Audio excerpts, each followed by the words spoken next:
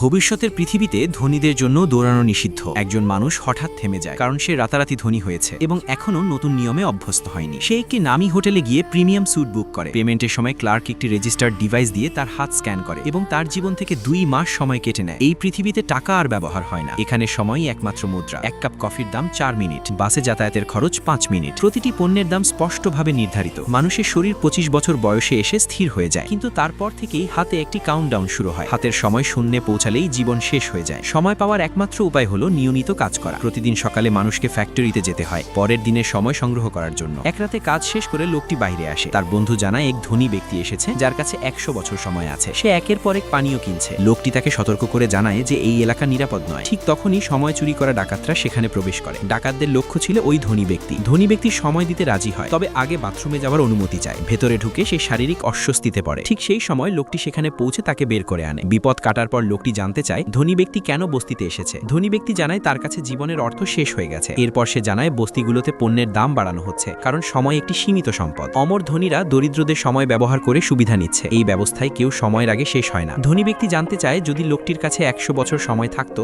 সে কি করত। লোকটি বলে তখন তাকে বারবার সময় দেখতে হতো না। এই কথাটি ধনী ব্যক্তির সিদ্ধান্ত প্রভাব ফেলে। পরের দিন সকালে লোকটি ঘুমিয়ে থাকে। ধনী ব্যক্তি চুপিসারে তার সমস্ত সময় লোকটির হাতে ট্রান্সফার করে দেয়। নিজের জন্য মাত্র 5 মিনিট রেখে সে একটি সেতুর উপর বসে থাকে। কিছুক্ষণের মধ্যেই তার সময় শেষ হয়ে যায়। পরে লোকটি বিষয়টি জানতে পারে। এরপর সে ফুল নিয়ে স্টেশনে মাকে আনতে যায়, কিন্তু মা সেখানে পৌঁছায় না। সে বিপরীত দিকে দৌড়ায় এবং জানতে পারে মা ঘরের লোন পরিশোধ করেছিলেন। মায়ের হাতে বাড়ি ফেরার মতো সময় ছিল, কিন্তু হঠাৎ বাসের ভাড়া বেড়ে যাওয়ায় তিনি বাসে উঠতে পারেননি। সাহায্য চাইলে কেউ সাড়া দেয়নি। বাধ্য হয়ে তিনি হেঁটে ও দৌড়ে এগোন। সময় শেষ হওয়ার ঠিক আগে তিনি ছেলেকে দেখতে পান। ছেলে সময় ট্রান্সফার করতে যাচ্ছিল, ঠিক তখনই মা ছেলের কোলে পড়ে যান এবং তার সময় শেষ হয়ে যায়।